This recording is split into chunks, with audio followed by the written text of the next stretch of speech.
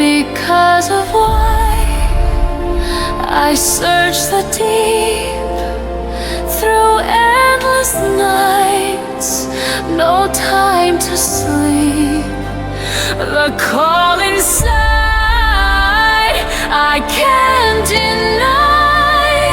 I'll find the light because of why. Hey everyone, and welcome! So for years now, we've all heard the same headline, right? Finland is the happiest country in the world. They've clinched that title again and again and again. But what does that actually mean? Today, we're going to crack open that headline and find out what's really going on. Okay, so let's just let this sink in. For 7 years in a row, the World Happiness Report has put Finland at number 1. Not second, not in the top 5, but at the very top. I mean, it really makes you wonder, right? Is there something in the water over there? Or is the real story a little more complicated than a simple ranking? Well, it turns out even the Finns themselves are a little skeptical. This comment from a Reddit user just nails it. They say content is a better word than happy. And honestly, that's our first big clue. It tells us that to get to the bottom of this, we need to look past the label and figure out what's really being measured.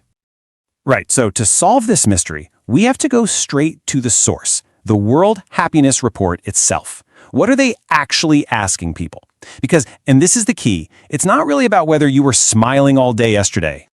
The entire ranking is based on this one simple question, which is called the Cantril Ladder. Just imagine a ladder.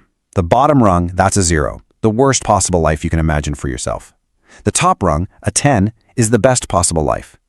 The survey just asks, which step are you on right now? See? It's a life evaluation, not a fleeting emotion.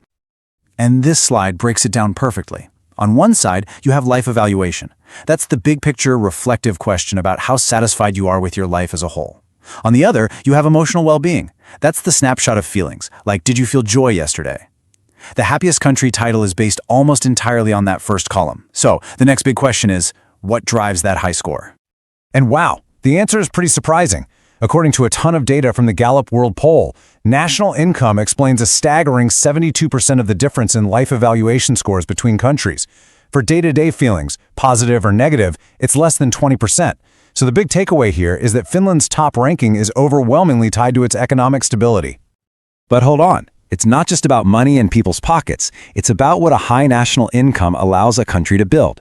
See, Finland has used its wealth to create these incredible societal systems that basically eliminate many of life's biggest anxieties. This creates a really high baseline for how people feel about their lives. And these pillars, they cover all the big stuff. Just think about it for a second. Universal healthcare means you don't fear going bankrupt if you get sick. Free, top-notch education creates opportunity for everyone. And living in a society with high trust and low crime, it just makes daily life smoother and less stressful. When those fundamentals are solid, it's a lot easier to rate your life as an 8 or a 9 instead of a 3 or a 4. Let's just take their healthcare system as a quick example. It's built on these really simple, effective principles, like making sure you can get the care you need under one roof and using data to constantly get better. The result is a system that just works, and that removes a huge potential source of stress from your life. But it's not all about government programs and social systems. There's also this really powerful cultural element at play here, and it's all captured in a single, almost untranslatable Finnish word. That word is Sisu. Researchers describe it as this unique blend of courage and resilience. But it's more than just being tough. It's this ability to find a hidden reserve of energy when you think you have absolutely nothing left. It's like a physical, gut-level fortitude that just kicks in when things get hard. On the positive side, Sisu is like a superpower. It's about extraordinary perseverance. As one person in a study put it, it's like running a marathon after you've already hit the wall. It's about not giving up, enduring what feels impossible, and pushing past what you thought your limits were.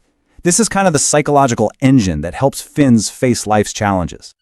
But there's a flip side. The same research shows that too much Sisu can actually be dangerous.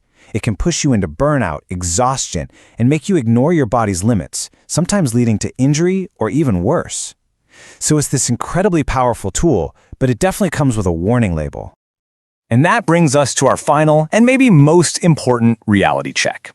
If Finns have these amazing social systems and this deep well of resilience, are they just walking around feeling joyful all the time? Well, the data suggests not really. So check out this chart from Gallup. You can see Finland's rank is way up there for life evaluation, just like the headlines say. But now look at the other metrics. For feeling well rested or having low stress, Finland ranks way, way lower, actually below the global average. They are satisfied with their lives, but they are not necessarily relaxed or emotionally giddy. And this right here is the core of it all. Finnish happiness isn't about chasing constant joy, it's about minimizing misery. Their society is built to have a very high floor, meaning it's really hard to fall into absolute despair, thanks to all those safety nets. It's not designed to create a high ceiling of non-stop elation. So when you put all of these pieces together, the real secret to Finnish happiness becomes pretty clear. It's this unique combination of a stable, secure society that takes care of all the basics, mixed with a cultural mindset of resilience that helps you endure the hardships that life still throws at you. It really is about contentment, not euphoria. And that leaves us with a really fascinating question to think about. What's a better goal for a society to aim for? Should we be trying to create systems that deliver moments of peak joy and excitement? Or should we focus on building a stable foundation that ensures nobody falls too far? I would genuinely love to know what you think. Let me know your thoughts down in the comments. And hey, if you found this explainer interesting, please don't forget to like, share, and subscribe for more deep dives just like this one. Thanks so much for watching, and I'll see you in the next one.